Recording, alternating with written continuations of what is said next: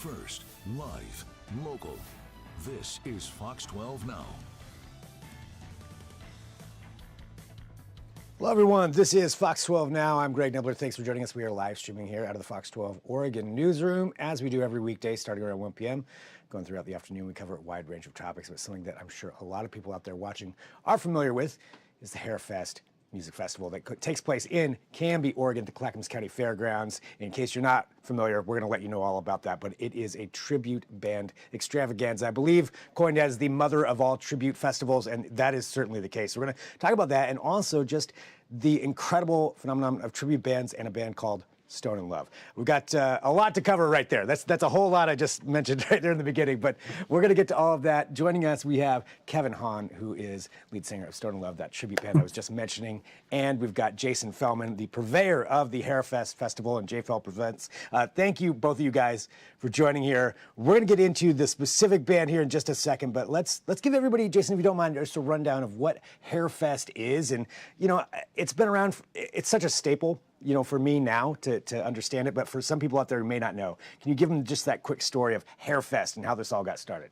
Yeah, so I mean, Hairfest, as you mentioned, the mother of all tribute festivals. So we actually borrowed that moniker from Hood to Coast, who is the mother of all relays, right? So we're like, oh, that's inspirational. But yeah, it's a 3-day festival out in Canby with 24 tribute bands. The center of the programming is around classic rock, but we've got everything on the fringes, from Beastie Boys on one end to ABBA on the other end, and then staples like Motley Crue tributes, of course, our Journey tribute, Def Leppard tributes, it's just, you know, Fleetwood Mac, Eagles, just all set. And we got over about 3,000 people spending the night out there across 3 days. So it's this year it's July 17th through the 19th at the Clackamas County Fairgrounds out there in Canby.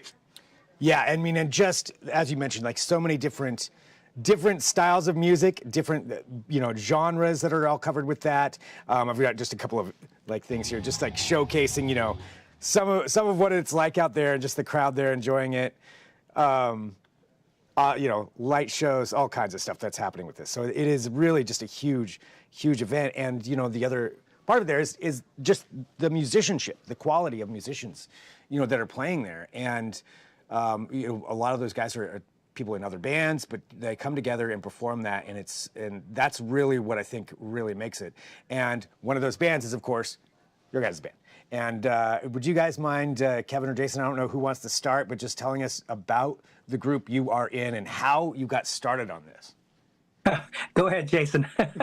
Well, so our tribute band, we're the Journey tribute, Stone in Love, and I think part of the reason why we're a bigger part of the story this year than we might be normally is that this is our last year as a band. So we're sort of making our final run this summer with a show ending in December in Portland, TVA. But we're a Journey tribute, and we've been playing since the very first Hairfest. So this was 15 years ago when we started back in 2010, and you know, it's been one of those things where, you know, we're lucky to have a guy like Kevin who can sing like Steve Perry, and we're lucky to live in a city in a region with so many Journey fans. Yeah, tons of Journey fans, but I mean, what was it about Journey that made you choose, you know, of all the bands out there that you could have formed a tribute band around? What was it about Journey? You know, I think it was like a natural progression. We just, you know, grew up with the music and loved the music and just wanted to do some songs, and it just blew up. Yeah, I mean, 15 years ago, right? we actually, it was funny. I recorded, you know, some of the Genesises. I had found Kevin online because his studio, he has a very prominent Opal studio. He had already worked with tons of musicians that I was familiar with. So on a lark, off the internet, I called Kevin. And ended up working at his studio to record my original album, and then later doing the demo for our 80s tribute, Radical Revolution. And while we were in there, somehow somebody was playing Journey on the guitar, and Kevin starts singing, I think is what happened. And so one thing leads to another, and we're down at the Thirsty Lion in 2010 playing the five Journey songs that we learned.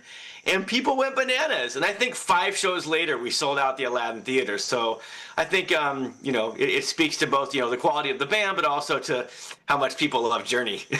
Yeah. Oh, I mean, yeah. And experiencing something like that, I mean, 5 shows later, and it's also pretty amazing. Like, you're just singing it there in studio. That's like one of those movie moments like, wait a minute, what did you just do that again?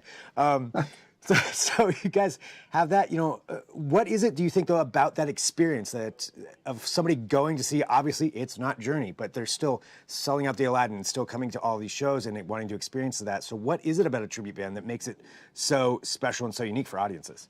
I think it's like your first love, like you grew up with it. It's ingrained in our culture and what we grew up with. Like for me, like Journey was my first concert in middle school or something, So it'll always hold a special part for me. And I think, when people hear these songs, it just takes them back to, where they were, wherever they, whatever it might be, their school prom or, or the first time you got a kiss. I don't know, it just, for a lot of people, it holds special memories, It's that nostalgia and that moment, that exactly moment of what that song is.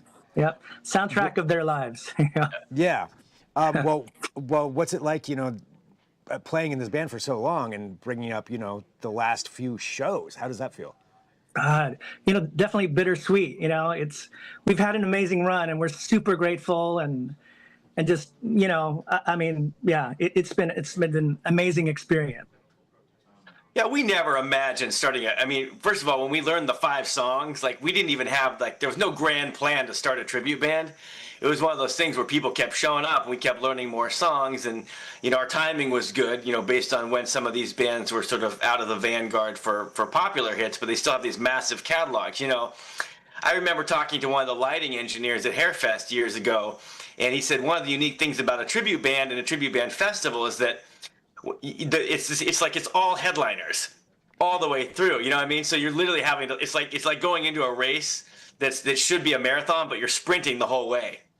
And tribute bands are a lot like that too. So the audience, to Kevin's point, they know all the songs, So if you go to see a Journey tribute or Fleetwood Mac or Eagles or Beastie Boys, it's like, what you're gonna get, and they've already had all their hits, so you're gonna know all the songs. It's really cool. Right, you're getting to hear the hits, and then the crowd is going to love it, but there's also something about that for the musicians as well, because you have to have a certain level of musicianship to pull that off, to perform something like that. So for the band members, and you guys included, what is it for you guys that makes you want to do this so much and enjoy it so much? I think you have to love the music first. There's no substitute for that. Like, you have to have passion for what you're doing, and it has to mean something to you too. So for us, we're just celebrating the music with everybody else.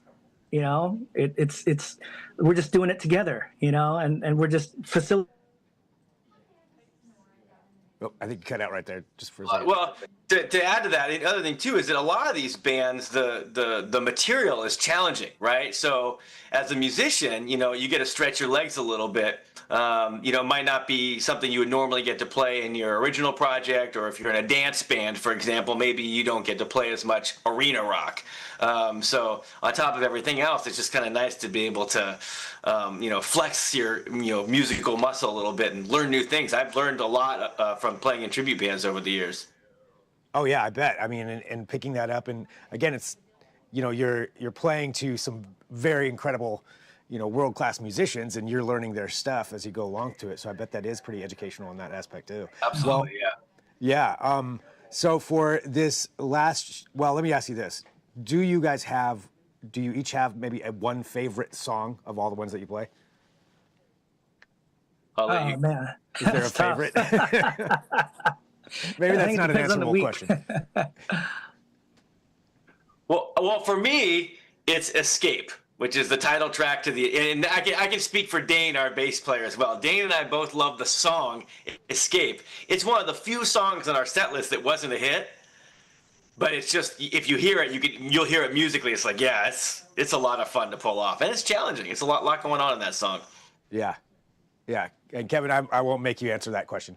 So we won't force that. But coming up for this for Hairfest here this weekend, or I mean not this weekend, sorry, this summer, coming up, and people are going to be going out. They're going to be seeing your band for the last time. What do you want people to take away from that experience? I think more than anything, I think it's just we want people to have fun together. You know what I mean? Especially nowadays where things are kind of tense, it's like it kind of it places an additional sort of value on the entertainment, and coming together and just saying, hey, you know what? We can all agree that this is awesome. And so those good vibes, like, it can't be underestimated, and that's a big part of, I think, what we get with both our band and also with the festival in general. Well, I can't imagine that you're not still going to want to continue to play in something afterward. Is there a hint to what happens post Stone in Love? Well, we have, like, Kevin's got a band, for example. You can tell about Beat Division. Yeah, I've got a new wave band which I play guitar in, so that's super fun and a new chapter. But yeah, we're always gonna be playing music, and I'm usually busy doing some sort of music thing, whether it's the studio or playing live or different one-off projects. But yeah, we'll always be doing something musical. So yeah, we have multiple active bands. This won't be the last of us. If you added up all the bands, I think we've got band members who are featured in Ants in the Kitchen, in Beat Division, who's also got a new Duran Duran tribute coming out in the fall, and also Radical Revolution, my 80s band, and Red Light Romeos, which does 70s. So we're still out playing. It just won't be a Stone in Love. Just won't be that. Yeah, but regardless, though, this is an opportunity for people to go see you guys here for Hairfest and get to experience it in person. And I can tell you, it's an experience. And fun is, as you just mentioned, that's the accurate way for everything that I've experienced with that. Well, for everybody out there who wants to get tickets, wants to find out more, can you let them know the dates and where the best places to go? Yep, so it's July 17th through 19th, Thursday, Friday, Saturday. Tickets are at hairfest.com. You can see it spelled a little unconventionally on my shirt because it was started at the Wild Hair Saloon in Canby. That's why it's not Hair. The one thing we like to tell people is we're doing something kind of cool this year. Everybody who has purchased their tickets before July 1st is automatically entered into a drawing to get upgraded to one of our VIP party suites, which we've never done before. So we're pretty stoked about that. So we're always encouraging people, if you're going to go, don't wait till the last minute, because if you get them done before the end of the month, you might find yourself in a VIP tent. That's a pretty great incentive right there. So there you go, everybody. You can check that out. Well, you guys both, thank you very much for having time to talk to us too here on Fox 12 Now. Congrats on the run and congrats on these next shows. But as you mentioned, you're going to be playing music in other places, but it won't necessarily be Stone in Love. So this is the chance to see that too at Hairfest. And thanks to both you guys for joining us here. Thanks for having us on. Thank you, guys. All right, good talking to you. And for everybody watching, again, this is Fox 12 Now. We are live streaming here out of the newsroom. As I mentioned at the beginning, you can download that Fox 12 Oregon app.